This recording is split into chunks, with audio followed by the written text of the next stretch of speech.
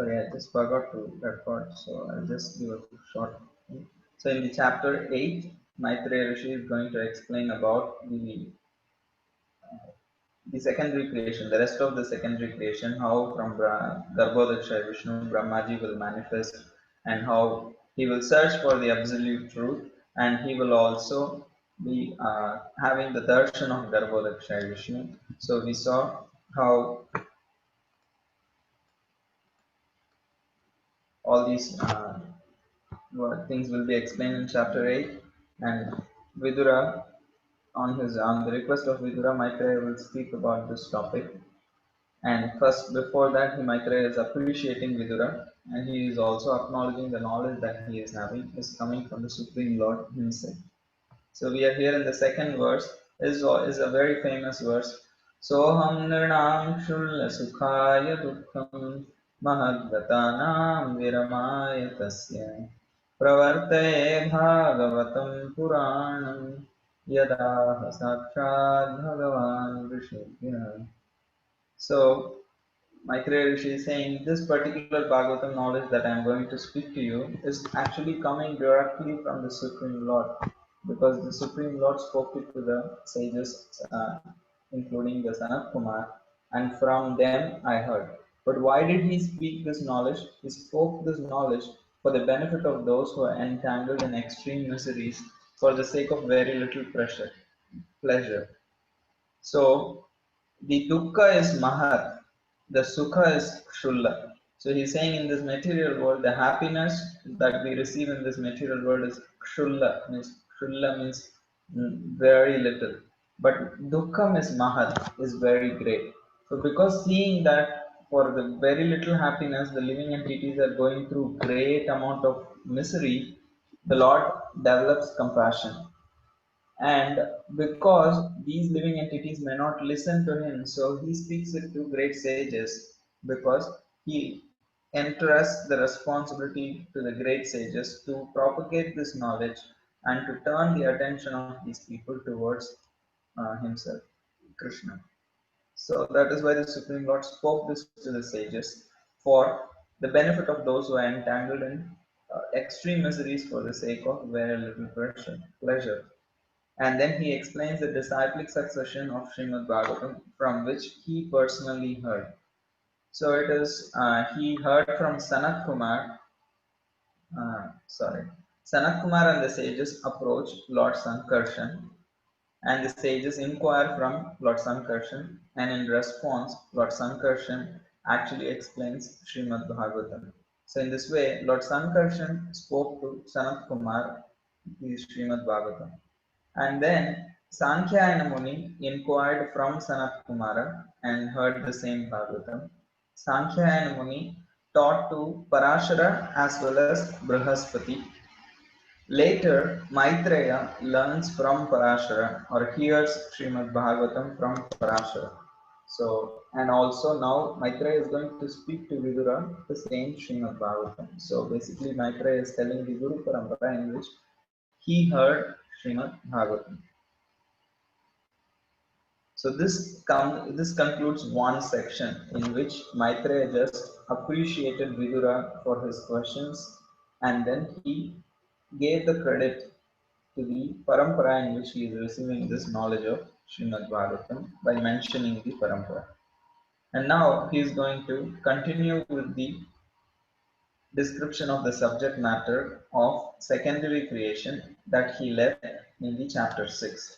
Because in the chapter 6, we saw that Garbhodaksha Vishnu entered into the universe and then filled it water and lied down, and then he also created the subtle universal form from which all the other material elements are created. So after this step, Brahmaji will be born. But before Maitreya could speak about Brahma's birth from Garbhodaksha Vishnu, Vidura interrupted and asked some questions about Ishvara Tattva and Jiva Tattva. So that is why Maitreya had to take a small detour, answering him about Ishvara Tattva and Jiva Tattva, and especially the Bhakti as the solution for the problem of the Jiva. And then Vidura also added more questions. However, Maitreya Rishi comes back to the original discussion and he will take the questions that Vidura asked in chapter 7 in the course of his explanation wherever relevant. So now, after speaking about the parampara in which he heard Srimad Bhagavatam, now Maitreya Rishi is going to describe the reawakening of the creation. The reawakening of the creation is actually the is now after the reawakening of the creation, Brahma will be gone. So let's get into the verses in this section. So we all know, so the universe was submerged in dissolution, and Garbhodakshaya Vishnu is lying on the bed of Ananta, enjoying his internal potency with his eyes half closed.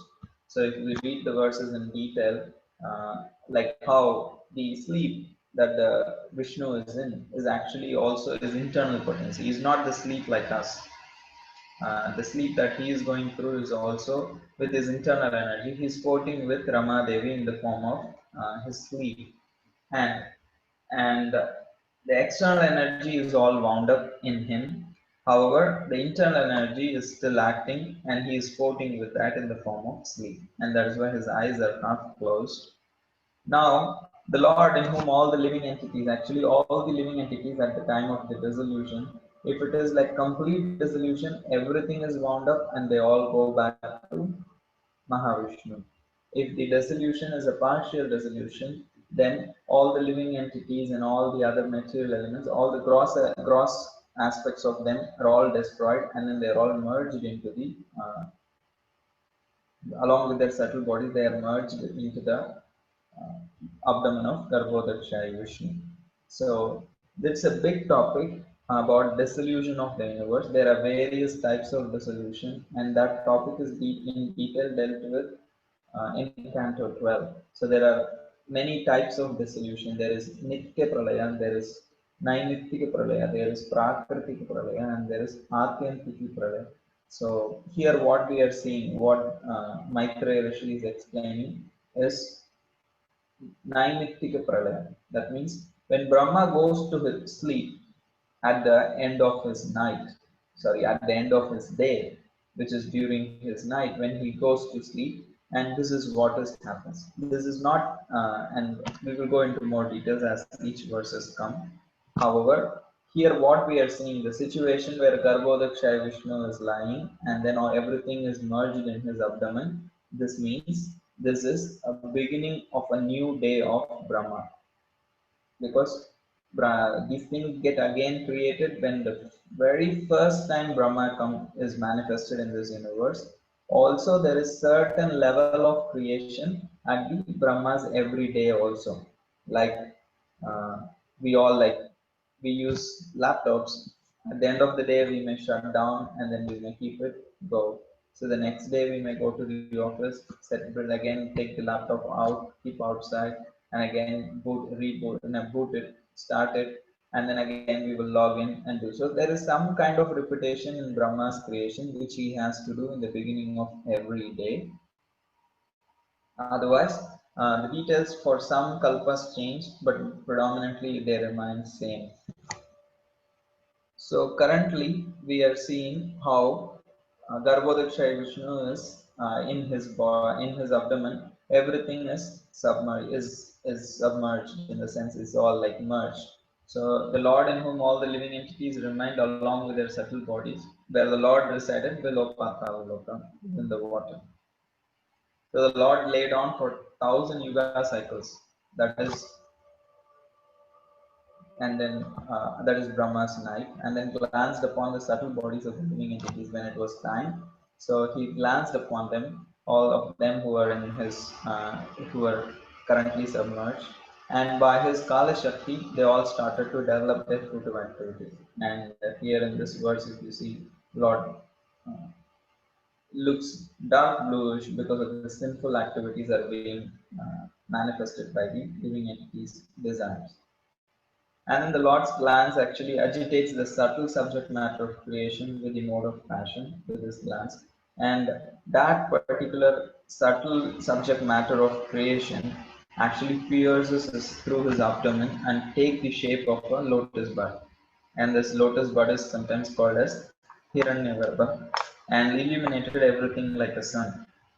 And here there are some details. So the natural questions that appear is, if this is a partial dissolution, that is at the end of Brahma's day, so why is the lotus again sprouting?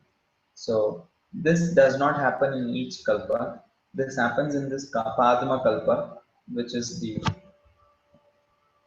which is a particular kalpa, or in some certain kalpas, all the three worlds are actually destroyed and merged into Garbhodaksha Vishnu. But in general, we have heard also from Srila Prabhupada in some purports that the top three planets, the Satyaloka, Maharloka, Tapaloka, they are not uh, they are not submerged in the partial dissolution. It is only up to the Swargaloka and the other higher planetary systems. The top three planets actually remain, and Brahma goes to sleep. In some cases, all of them actually is destroyed, and Brahma goes to sleep in Garbhodaksha Vishnu abdomen.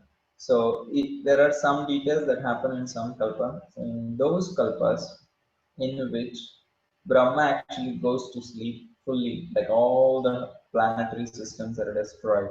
That instance is being described in this section of Srimad Bhagavatam. So, Nimitta means cause. Because Vishnu sees that Brahma is sleeping and there is no need for the rest of the creation to remain. So sometimes he takes away everything, sometimes the top three planets are left. So now that the lotus is sprouting out of the abdomen of Garbhodaksha Vishnu, so now we will see what's going to happen next. Now the lotus is ready, so who's going to take birth in that lotus? So it's obviously Lord Brahma who takes birth on the top of that lotus. So before that, there are some details. So let's go verse by verse. So Lord Vishnu enters that lotus, means he enters as Paramatma in all living entities, in each and every atom of this universe, and he also enters as Paramatma in the heart of Brahmaji. That is when Brahmaji actually begins to question. So, and then when he enters like that, all the modes are activated, and then Brahma, who is known as self-born, is actually born on the top of the lotus. After the Lord Vishnu enters that lotus, which came out of his navel. So now that Brahma is born, so this being born here is, if it is another day of Brahma, this born is just another the remanifestation of, like how we sleep and we get up, something like that. This born is not the literal born. And Brahma, situated on the center of the lotus, could not see the world. He couldn't see anything. So he was trying to see in all directions, and then he develops four heads, and then he could not perfectly understand what's going on, or who is he, or what is this lotus. Nothing. He was completely bewildered. So from within, because now the Lord has entered as Paramatma, from within he is like getting the desire to know, but there is no idea. So Brahma then contemplates, so why am I on top of this lotus? From where this has come? So there must be something which it is sprouting from. So he tries to enter the lotus stem, and then he goes closer to the navel of Garbhodaksha Vishnu. And then he actually in other place we also read in the second canto that he even goes and touches the water in the navel of Garbhodaksha Vishnu, because Garbhodaksha Vishnu is lying in water, but he also has a lake in his navel in which the lotus is sprouting. So he goes to that, to so below that he finally touches the water, and he doesn't know what to do now. So he says, okay, I can figure that out. So he can trace the root, so he just comes back. So in that way, he saw that his life duration is also decreasing, because he's taking the time out to figure out. So, and by the influence of Garbhodaksha Vishnu, who has expanded now as Paramatma in his heart, he understands now my search is not successful, but inside he hears from his heart that he needs to perform tapasya. And then he also sits down. He comes back to the top of the lotus and then sits down for performing tapasya. So he concentrates his mind on the Lord.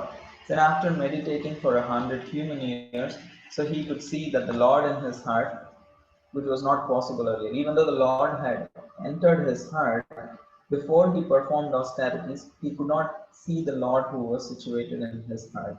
Now that he performed austerities, he could perceive the presence of the Lord within his heart. So, Paramatma, to perceive the presence of Paramatma in anyone's heart, one has to perform some austerities of purifying his heart.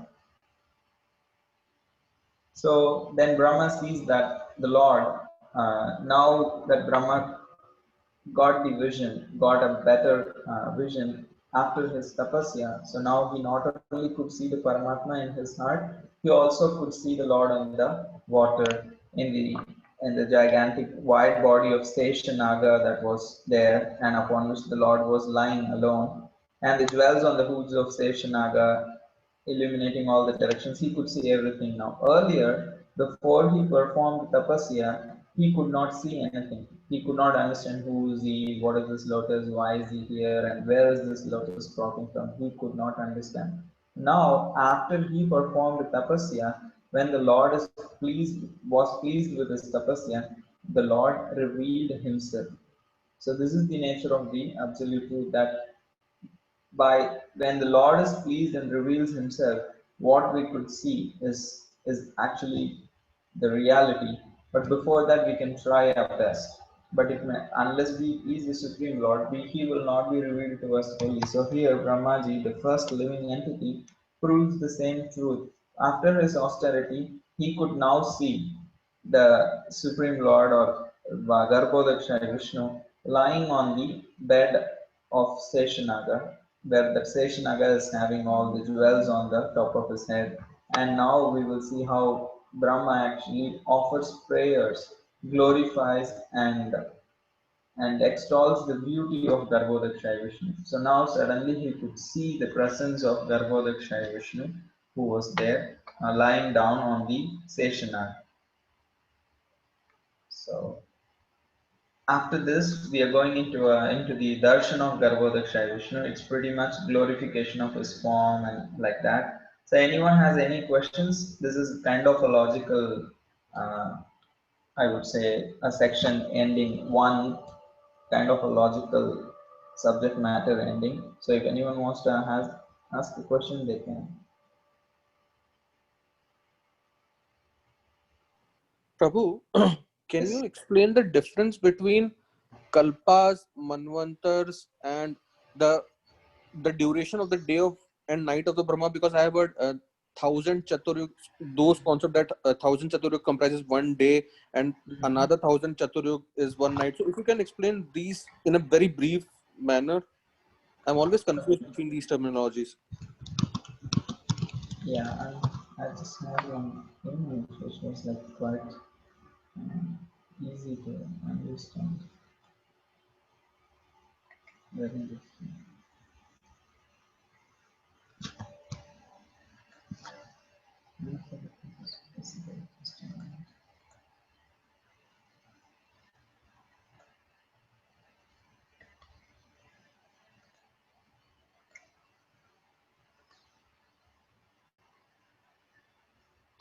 Okay, I have something on my screen. It's not of a great resolution.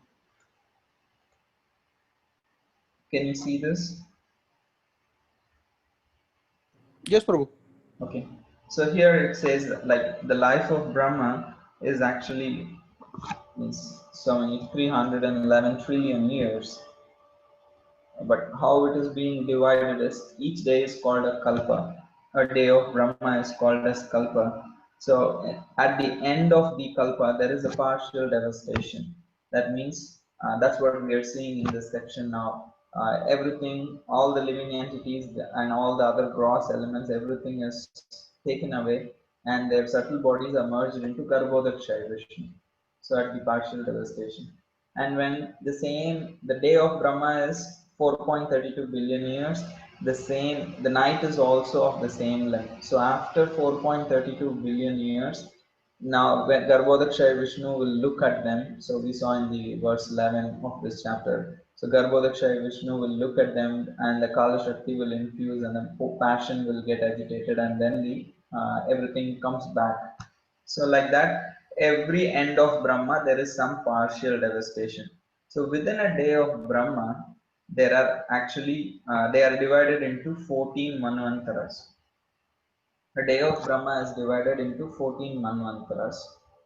Like we saw in the 100 years of life of Brahma, each day is called Kalpa, and each day is divided into 14 Manvantaras, and each Manvantara is 71 Divya Yugas. So if you means what is the Divya Yuga? Divya Yuga is the collection of the four Yugas, Satya, Treta, Dwapara, and Kali Yuga. So all these four put together, they form one Divya Yuga, which is 4.32 million years. But 71 such Divya Yugas make one Manvantara. 14 such Manvantara make one day of Brahma, and that is just the day. So, day and then the night together is one. Like that, 100 years is the life of Brahma. Prabhu, can you please post this pic in our group Yeah, I'll do after that. the session, of course. Yes, I'll do. All right, thanks, Prabhu.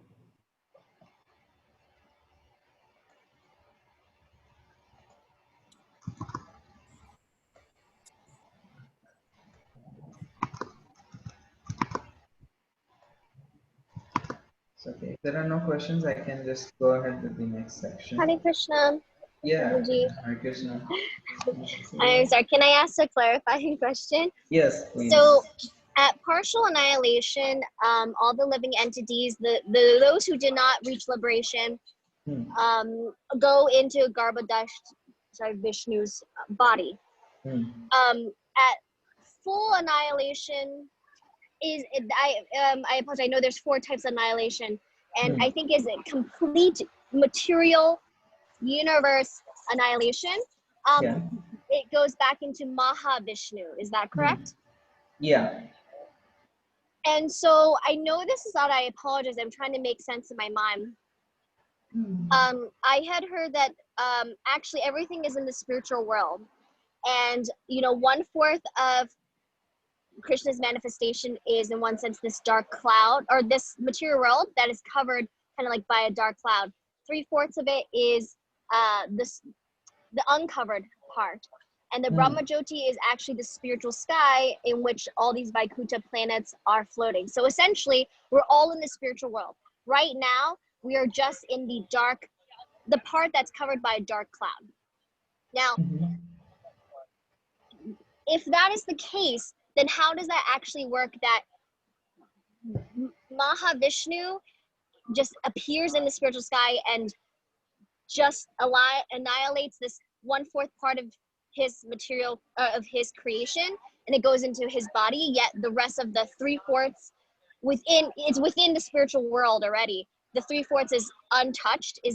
I'm just trying to visualize it in my mind. Is that how it works? And then at creation again, it just comes out of his pores into this kind of area of darkness that is the material world, which is obviously created for the jivas who want to enjoy separate from Krishna. Is that correct? Okay. If I kind of reflect what you said, it's more of a like a checking of a concept than a question, right? Well, yes, and I apologize if you can. That's how I see it in my mind, but I'm actually not sure if that's correct. If you could, please clarify and correct me if that is wrong, and/or just explain what actually happens at universal annihilation.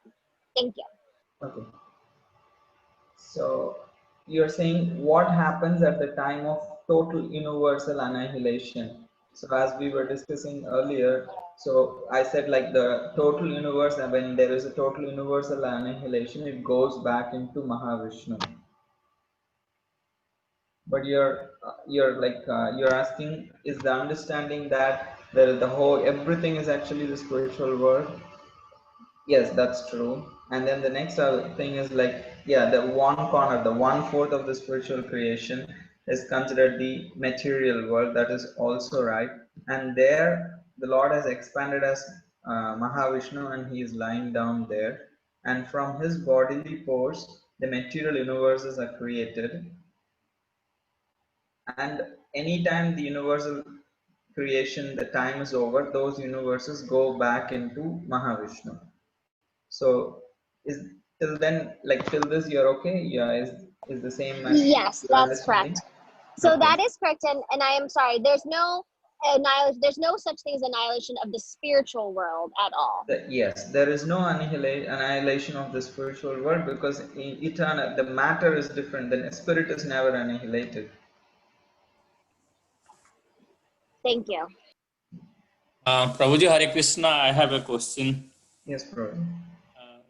So, I read somewhere, maybe Prabhupada is saying, so when there is no qualified Brahma, Lord Himself comes as Brahma. Can you throw some light? You might have something to add to that. Yeah, you're asking like when there is nobody qualified, the Lord Himself takes up the post of Brahma. Yeah, it is mentioned in some places like that also, that I have read in Prabhupada. I don't remember a verse or something on this, but I've surely read in Prabhupada's purpose, so I can pull it out later. Yes, Prabhupada mentioned that when there is nobody who is qualified, because the qualification to be a Brahma is that someone who has performed Varnashram Dharma for 100 lives perfectly. So that Jiva is chosen to be a Brahma. So sometimes, if there is nobody suitable, then the Lord Himself will take that post for a particular universe to take that role. And that is why sometimes they are called Guna avatars. So sometimes the Brahma himself could be the Lord also, but it is very rare. Okay, Prabhuji. So again, it's not understood. Lord is everything. He is Hmm. omnipotent and omniscient. Everything is there. So again, that lila is repeated in case once Lord is coming Himself as Brahma. So is it because that is the way it should be? That's why He has to Oh behave. no, if the Lord himself comes as Brahma, so he may not have to go through all that is happening now. That is a special case. So what we see in this chapter is when a Brahma, when a living entity takes the post of Brahma, so this is how things will happen. And generally in the Vedic scriptures, one instance of the many possibilities is given. There are some details. If you go to Kurma Puran, there are two descriptions in Kurma Puran where in which how Brahma creates is very different in just in the Kurma Puran itself. In one account, it says Brahma directly creates all the different kinds of living entities. In the other description, Brahma creates so many other. He marries his. He has Manasaputras, and he marries the Manasaputras marry so many ladies, and they create all the different species, which is what Bhagavatam also says. So the reconciliation could be at different kalpas. This he could choose to do things differently also. Okay, Prabhuji. Thank you. Please continue. Hare So Krishna, I'm so sorry. Can I ask another question? yes, So this just made me remind that when your answer that if a jiva is not qualified to take Brahma's post, the Lord Himself would take those responsibilities in one sense. It does not have to go through all that Brahma has to go through in order to create, in one sense. As a tangential question, we know that when Krishna descends, also I think in just one kalpa, so we're very, very fortunate. He must come in through Mahavishnu, and that is the reason why he's actually not black. He's monsoonish blue. But the question is, why does he even have to do that? He's Krishna. Why does he, if he can skip whatever Brahma is doing, and he's ultimate, why does he must go through, I guess, Mahavishnu, that, and thus, I guess, my question is, why does he have to do that? And also, why does he have to, that in one sense I know it's the reason why his color changes, but why couldn't he just be black? Krishna means black. Why does he have to go through any sort of process if Krishna, again, is all powerful and does not have to go through, I guess, the normal processes? Thank you. Since it's like very different from that subject matter we are dealing here, in short, if I have to answer, I would say why question is a difficult question to answer when it comes to Krishna. Why he does that? Why he does this? It's Krishna is supreme. He can choose to do things in a certain way. So we can question. We just have to accept.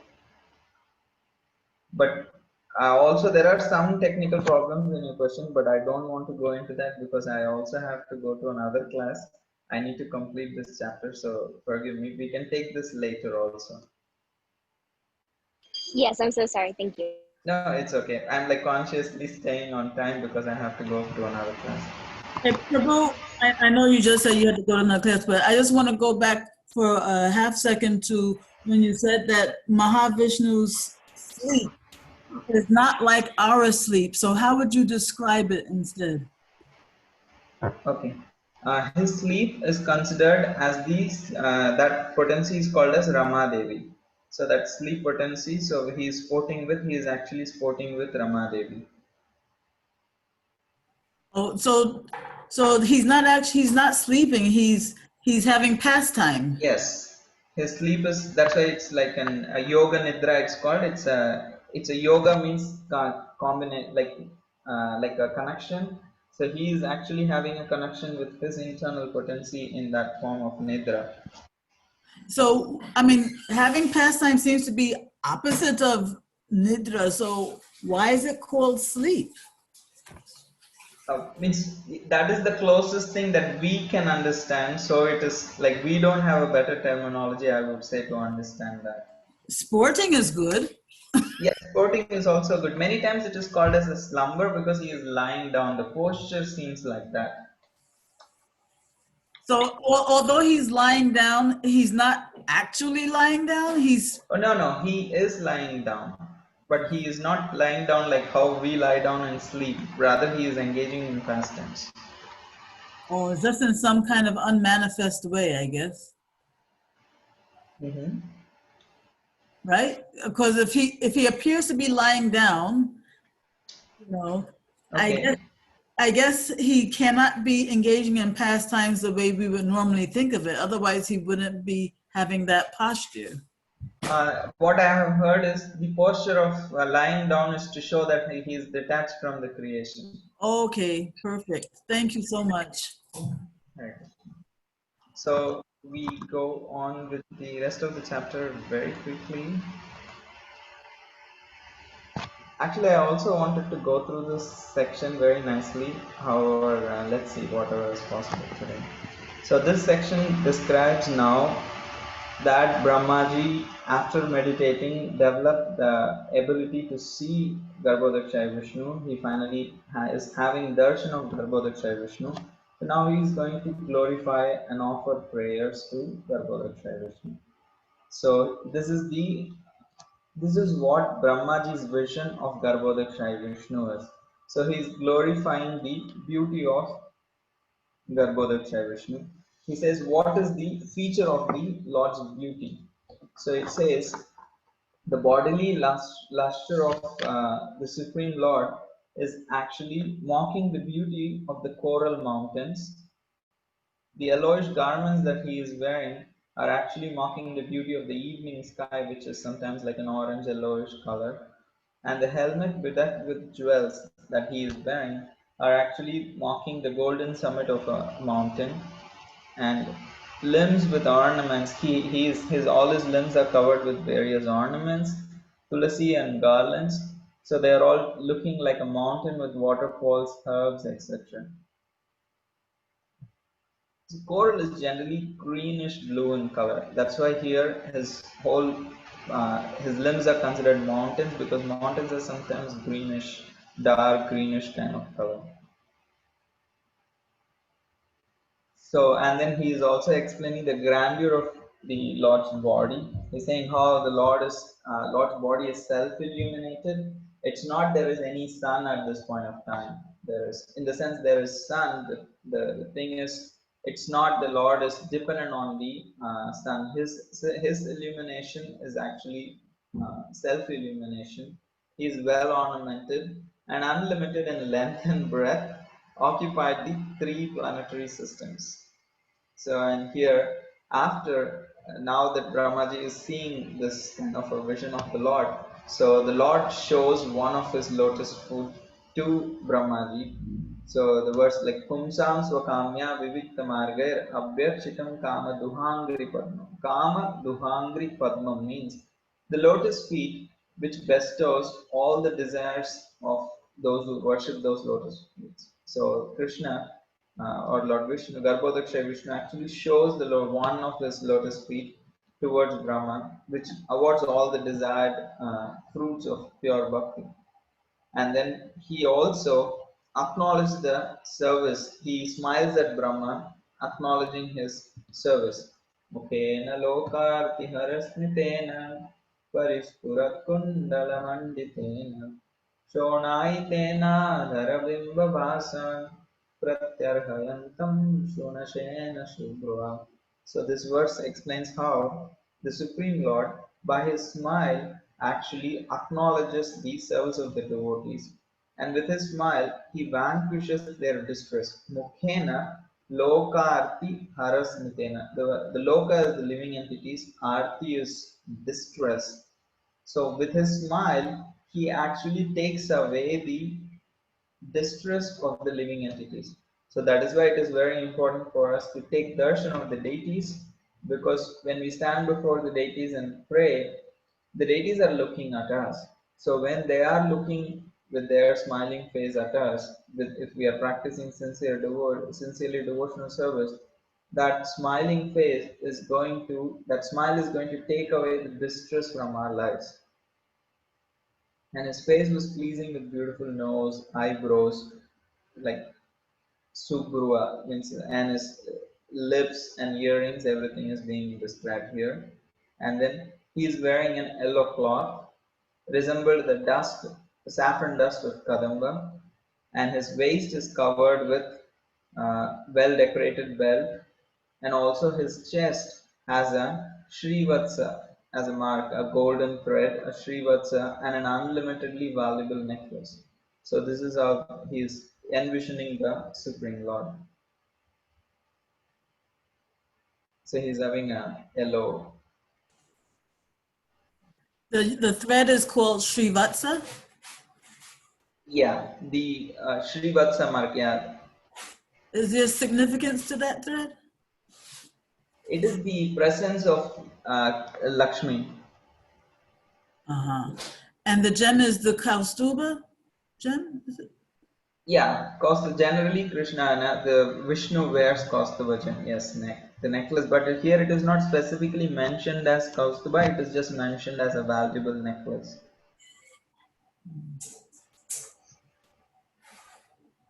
And here in the 29th verse, Brahmaji compares the Supreme Lord or the Garbhodakshay Vishnu to a sandalwood tree. He says, in a sandalwood tree there is fragrant flowers and it has beautiful branches.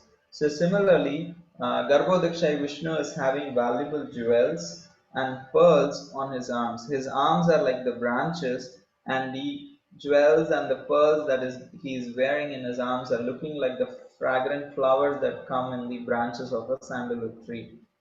And in general, a sandalwood tree is the tree you can see. You cannot see the roots of the tree. Similarly, the Lord is the origin of all others in the universe. There is no root to him. He is self-situated. And sandalwood is considered as the king of all trees.